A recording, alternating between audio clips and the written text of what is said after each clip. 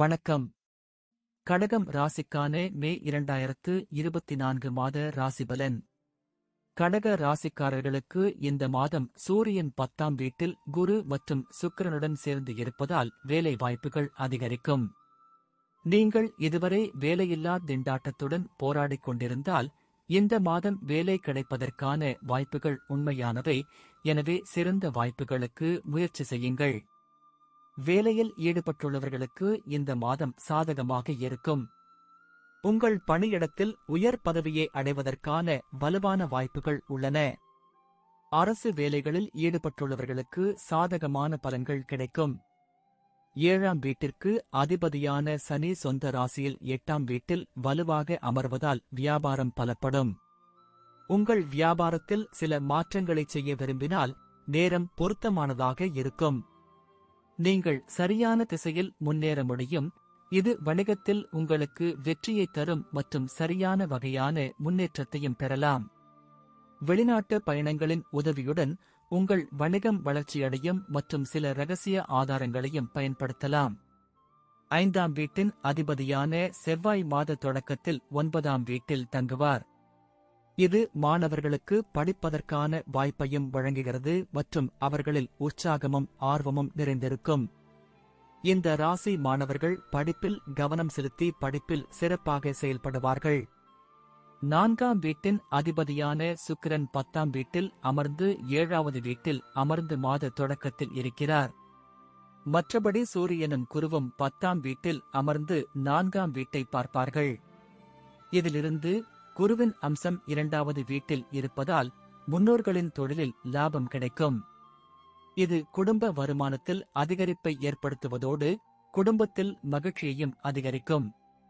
வெவ்வேறு குடும்ப உறுப்பினர்களுக்கு பரஸ்பர அன்பு, சடங்கு மற்றும் மரியாதைக்கு போதுமான நேரம் இருக்கும். 5ஆம் வீட்டின் அதிபதியான செவ்வாய் 9ஆம் வீட்டில் அமர்வார். 9ஆம் வீட்டில் செவ்வாய் அமைவது உங்கள் காதல் வாழ்க்கையை வலுவாக்கும் மற்றும் உங்கள் காதலியுடன் நீண்ட பயணத்திற்கான வாய்ப்புகள் உயரும். ஜாதகக்காரர்கள் தங்கள் துணையுடன் நல்ல நேரத்தை செலவிடுவார்கள். உங்கள் வாழ்க்கை துணை சுறுசுறுப்பான வேலையில் ஈடுபடுவார், ஆனால் தனிநபர்களிடையே குறைவான தெளிவு இருக்கலாம்.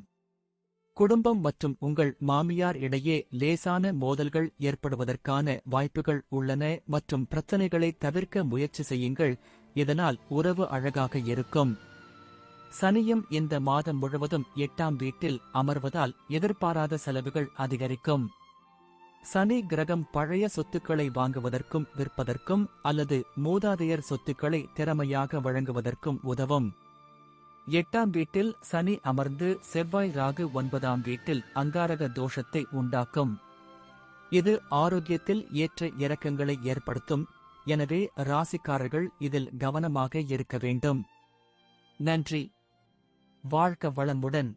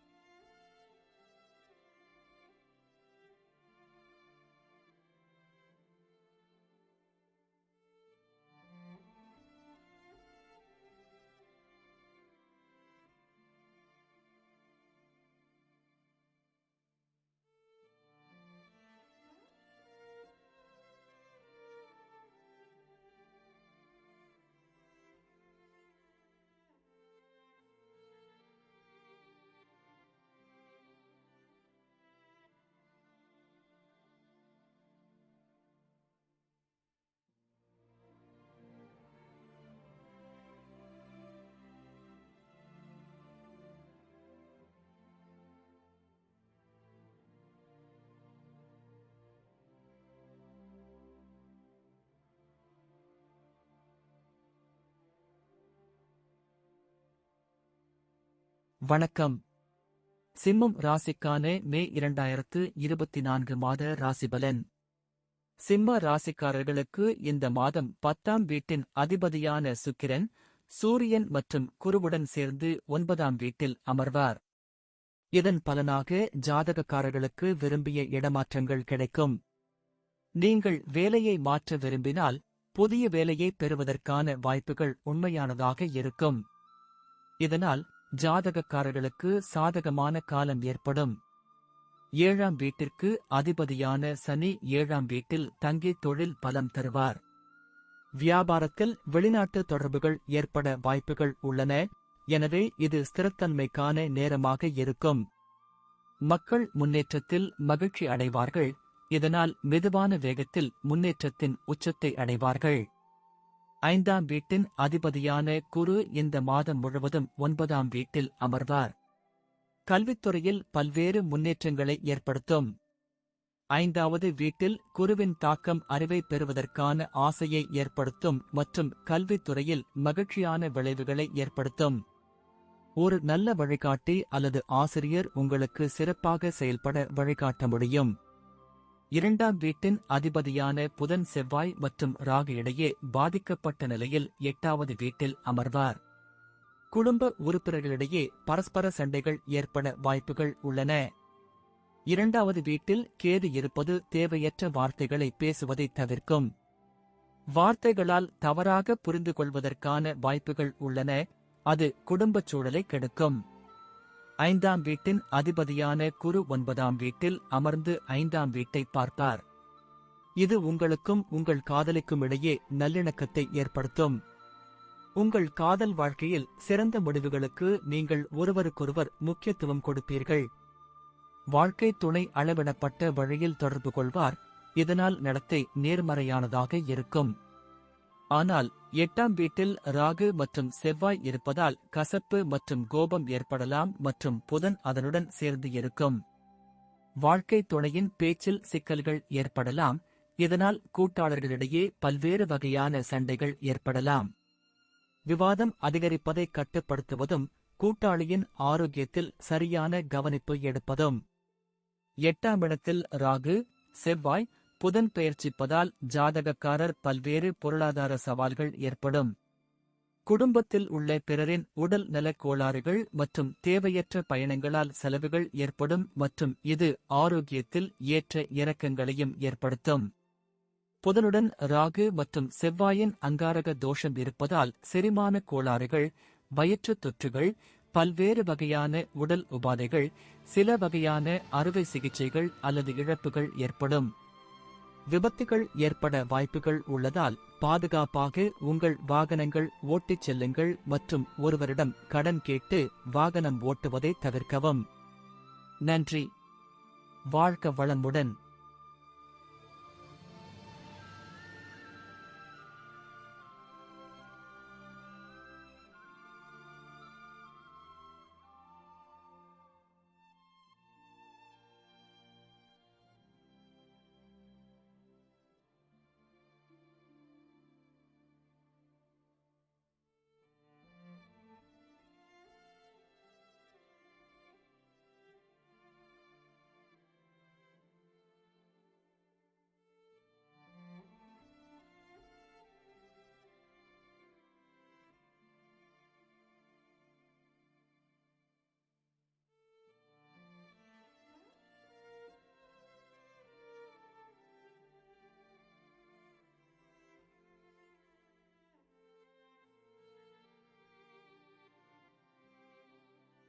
வணக்கம்.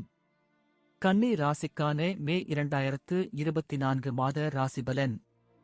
கன்னி ராசிக்காரர்களுக்கு இந்த மாதம் 10ஆம் வீட்டிற்கு அதிபதியான புதன் தனது பலவீனமான ராசியான மீனத்தில் ராகு மற்றும் செவ்வாயுடன் 7ஆம் வீட்டில் இருப்பார். இதனால் உத்தியோகத்தில் உங்களின் உழைப்பு அதிகரிக்கும். நீங்கள் கடினமாக உழைக்க வேண்டும், அப்போதுதான் நீங்கள் எதையாவது சாதிக்கிறீர்கள் என்று உணர்வீர்கள். எதிரிகளும் உங்களை எல்லா பக்கங்களிலிருந்தும் சுற்றி வளைக்க முயற்சி செய்வார்கள், எனவே நீங்கள் புத்திசாலித்தனமாக வேலை செய்ய வேண்டும். வியாபாரம் செய்பவர்கள் கவனமாக வேலை செய்ய வேண்டும். 7வது வீட்டில் ராகு, செவ்வாய், புதன் ஆகிய மூன்றும் சேர்ந்து உங்கள் ராசியில் மாதம் முழுவதும் கேது பகவானின் பிரசன்னம் இருக்கப் போகிறது. இதனால் வியாபாரத்தில் குழப்பம் ஏற்படலாம். உங்கள் வணிக கூட்டாளருடனான உங்கள் உறவு மோசமடையக்கூடும். அவர்களை நன்றாக நடத்துங்கள், அதனால் உங்கள் வணிகத்தை வளர்க்க நீங்கள் ஒன்றாக வேலை செய்யலாம். 5ஆம் வீட்டின் அதிபதியான சனி பகவான் தனது சொந்த ராசியான கும்பத்தில் 6ஆம் வீட்டில் அமர்ந்து கடினமாக உழைக்க வைப்பார். மறுபுறம் அறிவிற்கு காரணமான கிரகமான குரு பகவான் 9ஆம் வீட்டில் அமர்ந்து உங்கள் 5வது வீட்டை பார்ப்பதால் உங்கள் மனம் இயற்கையாகவே அறிவை அடைவதை நோக்கி நகரும். நீங்கள் பாடங்களை புரிந்து கொள்ளும் திறனை வளர்த்துக் கொள்வீர்கள் மற்றும் உங்கள் சவால்களை புறக்கணித்து உங்கள் கல்வியில் கவனம் செலுத்த முடியும். இது உங்களுக்கு இனிமையான முடிவுகளை பெறுவதற்கான வாய்ப்புகளை வழங்கும். 4ஆம் வீட்டின் அதிபதியான குரு 9ஆம் வீட்டில் இருப்பதால் உங்கள் குடும்பத்துடன் புனித யாத்திரை செல்ல திட்டமிடலாம். இதனால் வீட்டில் மகிழ்ச்சியும் அமைதியும் உண்டாகும். உங்கள் ராசியில் குரு பகவான் தாக்கத்தால் குடும்ப உறுப்பினர்களுக்கு இடையூறு ஏற்படாத வகையில் நல்ல முடிவுகளை எடுப்பீர்கள். 5ஆம் வீட்டில் குரு பகவானின் பார்வை உங்கள் அன்பை அதிகரிக்கும்.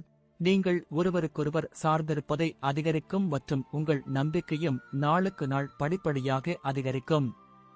இது நீங்கள் விரும்பும் ஒருவருடன் உங்களை நெருங்கி உங்கள் உறவை அழகான முறையில் கழிக்கும். உங்கள் ராசியில் கேது மற்றும் 7ஆம் வீட்டில் ராகு, செவ்வாய், புதன் போன்ற கிரகங்களின் செல்வாக்கு ஈகோ மோதல்கள் மற்றும் வார்த்தை போரை உருவாக்குவதை விட்டுவிடாது. இதன் காரணமாக உங்களுக்கும் உங்கள் மனைவிக்கும் இடையே மனக்கசப்பு அதிகரிக்கும் மற்றும் உங்கள் திருமண வாழ்க்கை சிக்கலில் சிக்கலாம். இந்த சூழ்நிலைகளை நீங்கள் கையாள வேண்டும். இதனால் எந்தவிதமான சர்ச்சையும் அதிகரிக்காது, இல்லையெனில் அது வெகு தூரம் செல்லலாம். 6ஆம் வீட்டில் சனி, 7ஆம் வீட்டில் ராகு, செவ்வாய், புதன் மற்றும் 8ஆம் வீட்டில் சுக்கிரன், குரு ஆகியோர் இருப்பதால் உங்களுக்கு நிதிச் சவால்கள் காத்திருக்கும். உங்கள் செலவுகள் பெருமளவில் அதிகரிக்கும்.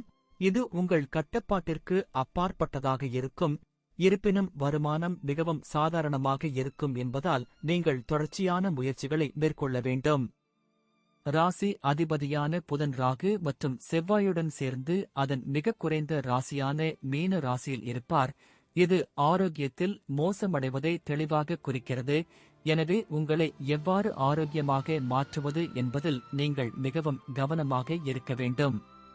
இதற்கு காலை நடைப்பயிற்சி மேற்கொள்வது நல்லது.